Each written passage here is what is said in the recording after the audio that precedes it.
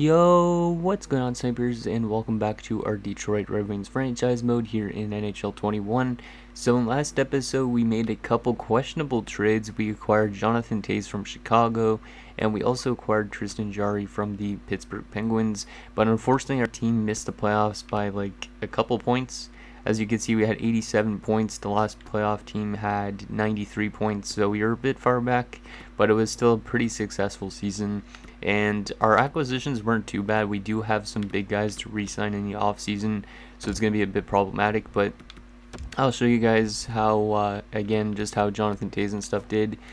He wasn't too bad, 12 points in 21 games. He's probably going to get re-signed this season, I think, and we're going to probably play him more as like a third liner because he actually fits our scheme really well. And he's actually a really good fit on the third line, so I think I'm going to try and keep him around this offseason.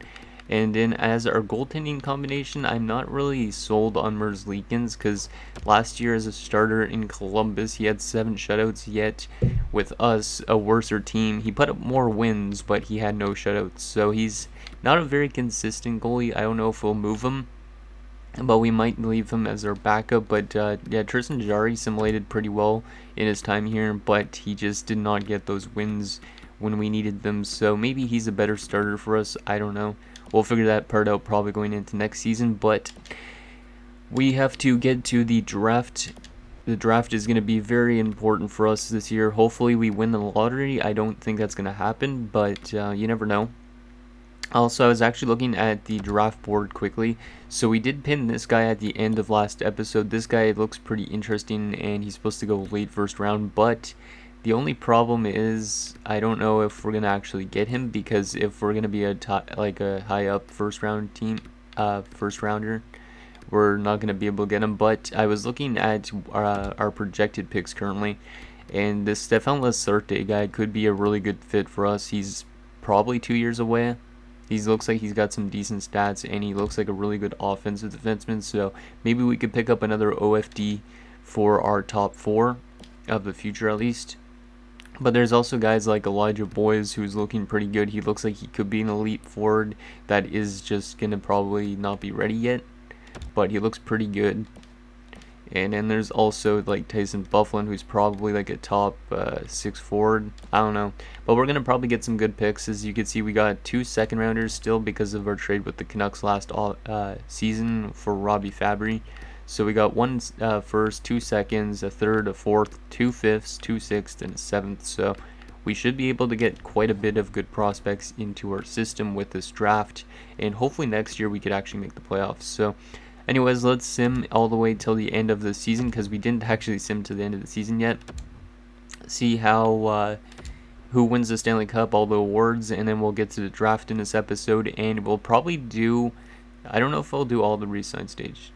I kind of want your guys' opinion on the Dylan Larkin situation. As of this recording, there has not been any comments on the video about Dylan Larkin yet, so I don't really know what to re-sign him for, because I really would like to bring him back, but at the same time I don't know how much term to give him, so we'll see how we do with that in this episode. I probably will do that in this episode because the fact that simulation speed is blazing fast on next gen, so. And our AHL team got eliminated, but we will resign with Detroit. Yep, there you go. Because we're going to stay here right till the end. Boston's fired their coach, okay. And Buffalo won the Stanley Cup in year 2, okay. Kind of unrealistic, I would say.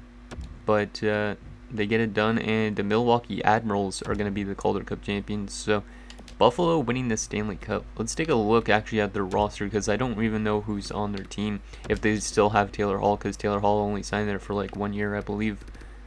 So the Stanley Cup champion team has Eichel, Olofsson, Reinhart, Hall still. How long did Hall get re-signed for? 7 years. Yikes. Wow. Dylan Cousins. Yeah, this team actually is getting pretty good, and in real life I think Buffalo is getting better. Yeah, apparently they acquired Darnell Nurse. Don't know when that happened. Must have been in the off season. Yoki Harju still there. Andre Sekera returned to Buffalo. That's pretty funny. Brian Boyle, Christian Tajus, and goalie wise they signed Igor. So that's why they went on to win the Stanley Cup, is because they signed Igor and then Corey Crawford as well. Both of them didn't actually play that great during the regular season, but they managed to play good, I guess, in the playoffs. Yeah, playoff wise, wow. Oh no, Igor did play a lot. Okay, good. Yeah, Igor was really good, and then I don't think Corey Crawford probably played in the playoffs, right? Yeah, no, he didn't. Okay. Was just kind of curious about that. Let's take a look at all the individual awards. Okay, so the Buffalo Sabres win the Stanley Cup. Philadelphia won the Presidents, which kind of makes sense. And it was Vegas in Buffalo for the Stanley Cup. For individual awards, Nathan MacKinnon wins the Art Ross and the Hart. John Carlson wins the Norris for the second straight season. Nathan MacKinnon wins the Lady Byng. Tim Stützle wins the Calder. Nice. Jack Eichel wins the Conn Smythe. Michael DiPietro the Vezina. Really? Is that in his first season too? Like, that would have probably been his first full season. Carter Hart wins the Jennings. Joel Edmondson wins the Bill Masterton. Guess he returned to St. Louis because he should have been in Montreal to start this. Regier wins the Adams. Crosby wins the Selke. McKinnon Lindsay. And McKinnon Richard. So Nathan MacKinnon cleaning up on awards pretty much. AHL wise, did we get anything? Doesn't look. Oh, Suzuki did get another thing. Back-to-back years he's got the Fred T. Hunt, so that's pretty nice. But that is it for awards. Okay, let's take a look at... Actually, let's take a look at what the playoff tree looked like. Might as well see what happens. So, Buffalo won over Vegas in 6. Interesting. Okay. Now let's get to the all-important draft lottery results. We also got the retirements to deal with. So let's see what the draft lottery results are. Are we going to win the draft lottery? And no, we're not. We are going to stay... Wait, where are we? Am I blind? I don't even see us at all. Oh no, there we are, number 12, okay. I completely couldn't even see us at first for some reason. But we're going to stay at number 12, so we don't move up, we don't move down. So, I mean, it's not too bad. But San Jose moved from number 9 to number 1. So that kind of blows a lot. But we're going to stay at number 12. So we should be able to still get a pretty decent prospect, I would say, into the system. And retirement-wise, Joe Thornton retires with the Blackhawks, Joe Pavelski with the Devils, Duncan Keith. So some big, solid players, actually, that retired. Oh, Val Filippo already retired. We did trade him away, like, last season. Good. He actually had a pretty good year last year with Florida. Jack Johnson already retired, too. Wow, okay.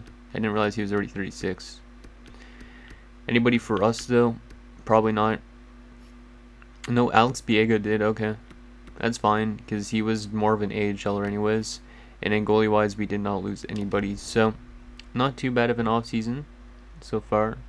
Joe Thornton is now a coach. Well, that would be kind of cool to see that beard, but I think he shaves his beard for when he's a coach. Ryan Suter also is a coach, and Joe Pavelski's a coach. And then scout-wise, Jack Johnson's a scout, which he probably scouts defense, and he's probably really bad at it, just like he's bad defensively. Ryan Reeves is also now a scout. Okay. That would be actually kind of a cool scout. He'd probably find like some good enforcers or something. As for coach retirements, we did lose Philip Desharnais, who I don't really remember who that is. And we also lost somebody in the AHL as well, so we're going to have to sign some new coaches, it looks like. And draft interviews. Let's do some draft interviews in this episode. Might as well. So if we're going number 12... We're probably getting... Oh, there is that Elijah Boys guy that was 1 year away. Yeah, I think I want that Elijah Boys guy, for sure. As long as he doesn't go before our spot, I think Elijah Boys is definitely going to be our number 1 pick. Or we could go with Lacerte, who the thing was saying. Is it probably going to be a good OFD? But he is multiple years away. So, yeah, I think it's either comes down to... Boys or Lacerte.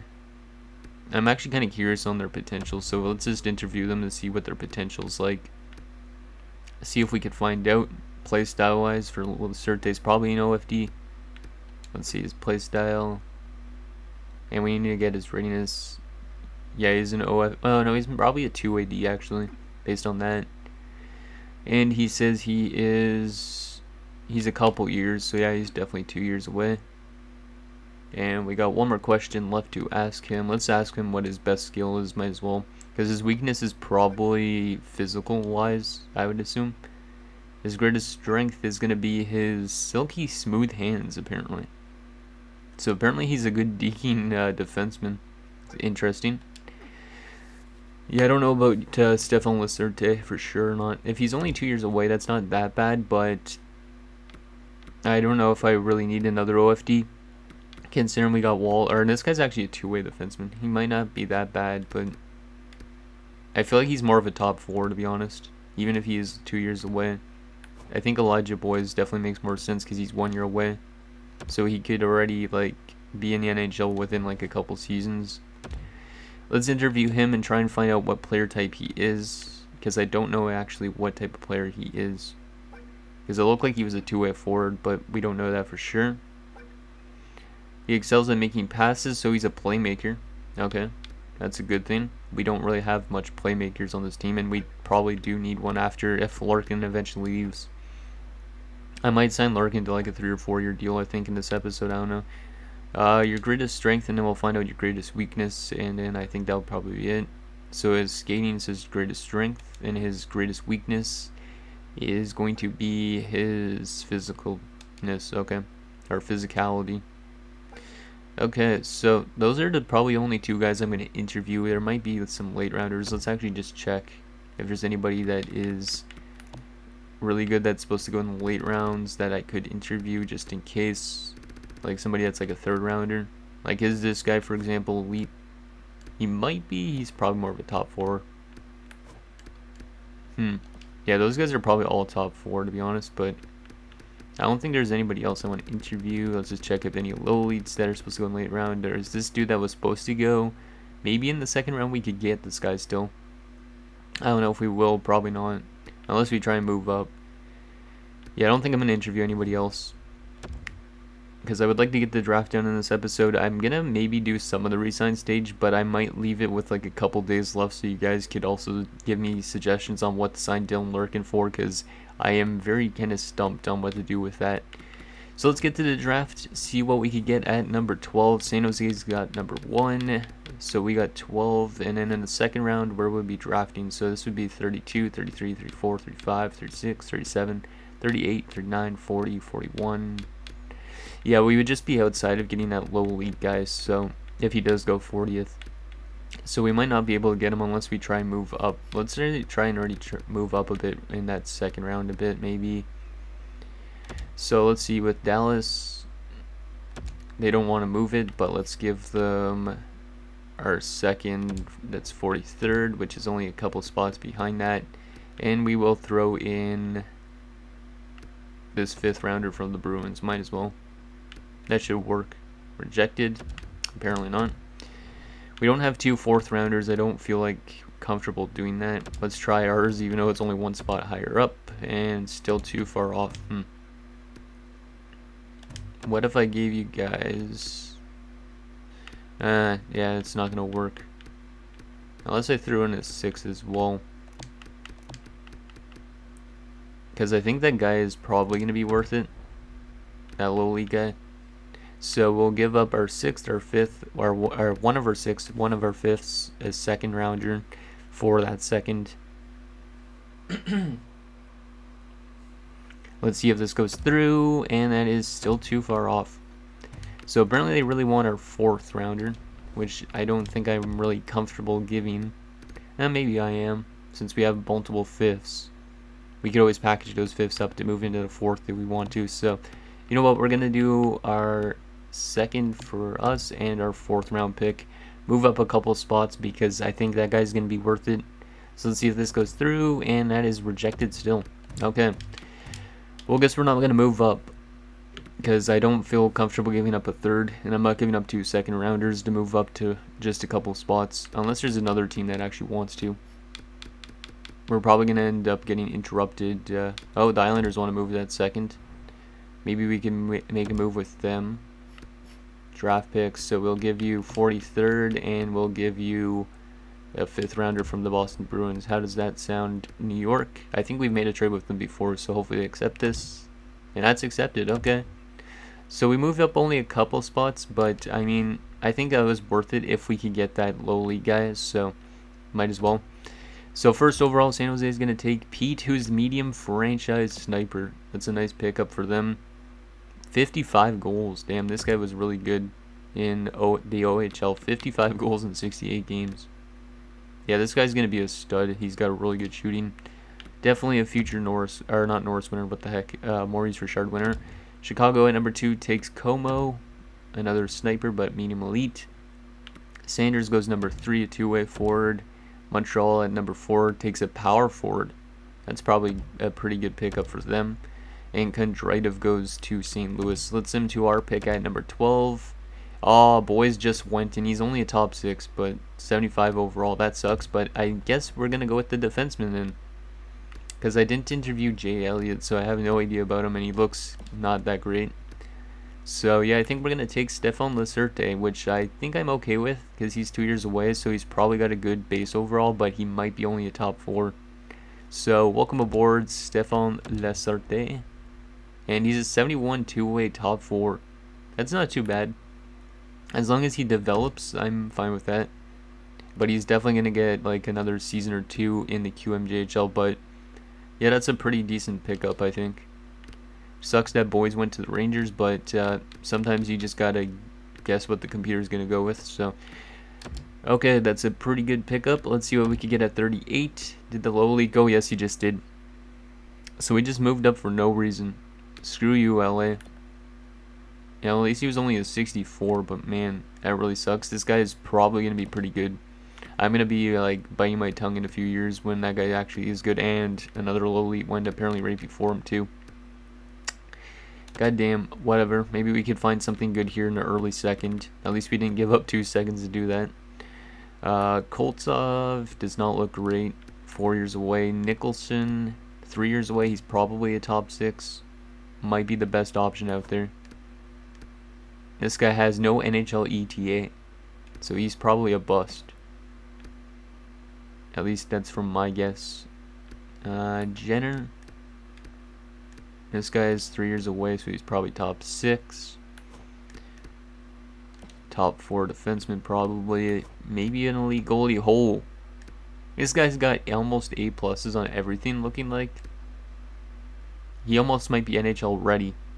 Okay, I'm going to take Rohan Howes, because why not? Might as well take a random goalie. And he's a 72 medium starter. That's kind of an iffy one because he could be good, but the thing is, when you draft goalies that are really good overalls, that are only a starter potential, sometimes they don't pan out. I know that from my Montreal series I did last year, but this guy had a fantastic season in the United States. He could end up being pretty good, but I don't know if he will end up being that guy. We do have quite a bit of goalies in our system at the moment. Okay, so I don't think I'm going to sign him yet. I might just leave him in the United States for a while, but that's not a bad pick. Let's him to our 3rd round pick. Actually, we do have another second. I almost forgot about that. See if we could get another steal here, maybe. Ty Lawrence, offensive defenseman. Doesn't look great. Landon Cunning, nope.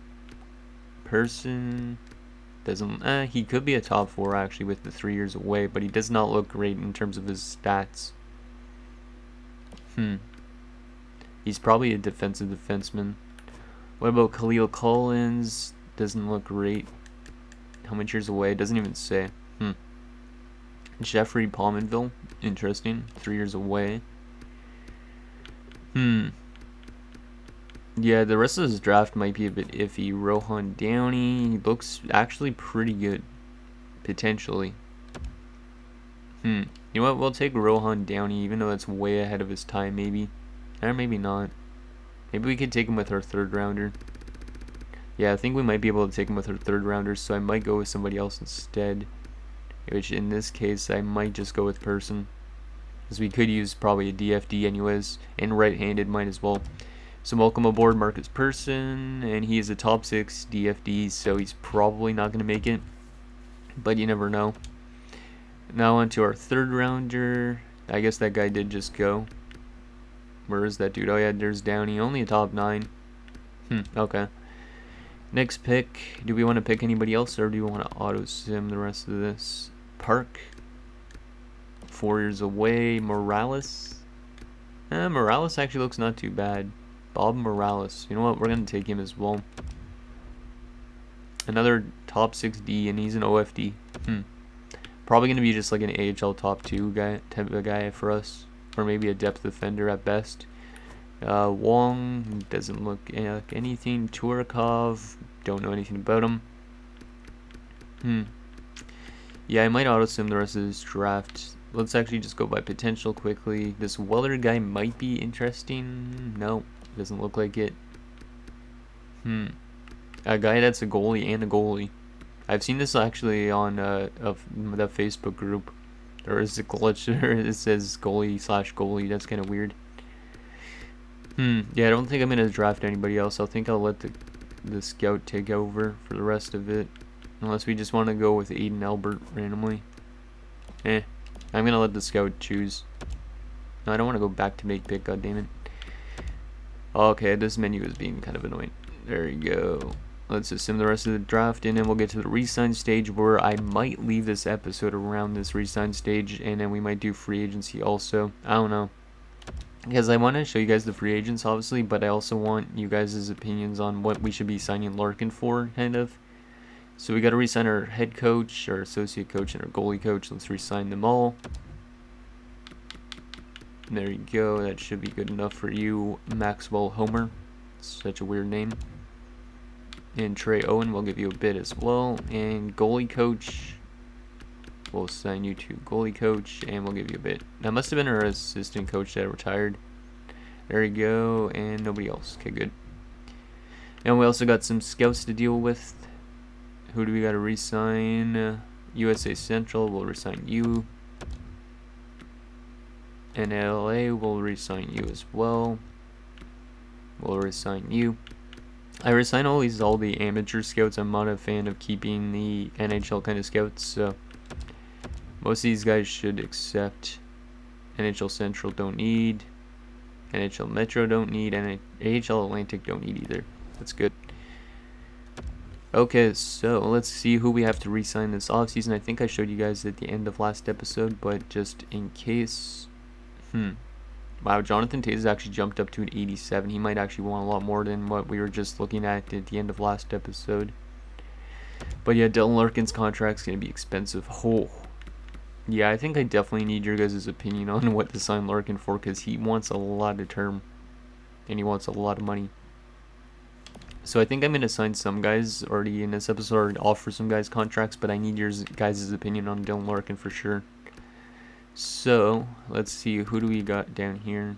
So, Sundin's probably not going to make it. Weaver, we drafted him in the second round, didn't we? No, fourth round. I'm going to sign him just in case, might as well. And then Sadikov, he was a first rounder, we're going to sign him. And same with Laddie, we'll sign him because he was a first rounder. Turgeon, I think we're going to let go of just to make some room up for the young guys. Hickett's, I'm going to sign again if he wants to come back. Svechnikov. Robert Bortuzzo's going to get let go of. And I think I'm going to leave the rest of these signings for you guys, maybe. Ooh, Taze doesn't want too much. I definitely want Taze back, but I don't know if I want to give him 2 years. Let's give him 1 year at 5.5. Because I don't want to overpay on him. Timashev's not a bad player. How was he last season? 24 points and a +3. I don't know. I might re-sign him for 1 year. But he wants a lot of money, which is kind of annoying. 2.6 for 1. He might not accept that. Who do we got for RFAs, though? Mortsider, that's a big one that we need to get. He'll be an RFA still in 5 years, so we might as well sign him for 5 years. And then we could give him a longer contract in. Maybe we'll give him 4.7 for 5. Joe Valeno is another solid one. We'll give him a 3-year deal at 3.1. Might as well do that. And then the rest of these guys will get qualified. Jared McIsaac doesn't look like he's going to make it, so he might be trade bait. We'll just qualify the rest of those dudes. And then goalie-wise, we got Eliason. I'll re-sign him, I think. Yep, might as well. And then UFA goalies, we got Jari. I think I wanted to re-sign Jari. He wants a lot of money and a lot of term. Maybe I'll give him a 2-year deal. And I'll give him a 1-year deal for now. Just to play it safe. And then Nguyen will sign you since you have medium elite potential. And then, yeah, basically the rest of these guys, I think I'm going to leave up to you guys. So I think we do let go of Hirose because he was really badly plus-minus last season. And in Boone Jenner, maybe he wants to come back for a fourth line type of role. Maybe same with Adam Ernie. And then, who else we got here? Jonathan Taze, hopefully he resigns. But Dylan Larkin is the big one. I need your guys' opinion on what to offer him because 7 years at $11 million is quite a bit of money. And quite a bit of term. Like, that might be a contract that gets, like, it's hard to move out. Like, Larkin's had some really good seasons so far, but I don't know if it's worth really signing him for 7 years. And then unsigned guys, who do we got? So Garon is a 71, Lacerte is a 71, but I'm not going to sign them just yet because both of them are still in junior. So we're going to let them play there for another year, I think. Or maybe I could give them an entry-level deal already. Yeah, you know what, we'll just give them their entry-level deals, even though they're not going to be in the NHL or AHL this season. But yeah, we have some good growth in our system. It looks like good prospects on defense especially. We definitely could use some more offensive ones. And this House guy, I could technically sign him right away, but I think I'm going to let him play in the US for another year. Just because he's a 72 and we don't have really a lot of room in terms of goalies in the system. Because in the moment, we'd be playing Jerry and Merzlikins in the NHL, and we'd be playing like Eliasson, well, maybe Eliasson, Howes probably, and Nguyen down there, and then Bednar and Eliasson would be like depth-wise. So we might want to think about trading away somebody like Bednar, considering we have so many goalie prospects. So, wait a second. Where's the other goalie that I was looking at? Oh yeah, there's the other goalie, Mui as well we have, so we have a lot of goalies in the system. But yeah, anyways, guys, I think that's already going to do it for this episode. Let's just quickly take a look at actually the contract situation for all teams, just so you can see who could be potentially a free agent in next episode. Just because I want your opinions more for the signings that we have to bring back. And this episode's already like 27 minutes, but let's just go all expiring. So these are potential free agents for Anaheim, just in case there's anybody you guys want me to go after. Arizona, here's some other ones. I don't think we need any goalies. Definitely, we could use some more forwards if we let go of some guys. But I think most of those guys that were UFAs, I might want to bring back, especially Larkin. But like I said, I don't really know what to offer him. Wow, okay, Monahan's apparently a UFA this year if he doesn't get re-signed, but more than likely he will. I can't see Calgary letting him go. I'll just scroll through all these teams, so this might be a bit of a longer episode, but it's okay. Patrick Kane, maybe a free agent. It'd be weird, though, to bring in Kane and then also already have Taze and then also have Kubalik, you know? Because then we literally be turning into the Chicago Blackhawks, you know? But a little bit too late. Because we're not going to be the dynasty team they were a couple years ago in real life. So yeah, I don't know if we're going to be able to pick up any huge guys in the offseason. Depends really on how much we give to Larkin, because if we give him a lot of money, we're not going to be able to sign a whole lot of players, I think. We do have a decent amount of cap space, but once Larkin gets signed, we probably won't have as much. Or we wouldn't have like that much at all. But yeah, there's definitely looking like a lot of decent, like, kind of fourth liners, some third liners that could be out there. But most of these guys probably will get re-signed, I would assume. But if there is anybody that actually appears in free agency in next episode, you guys could let me know about that.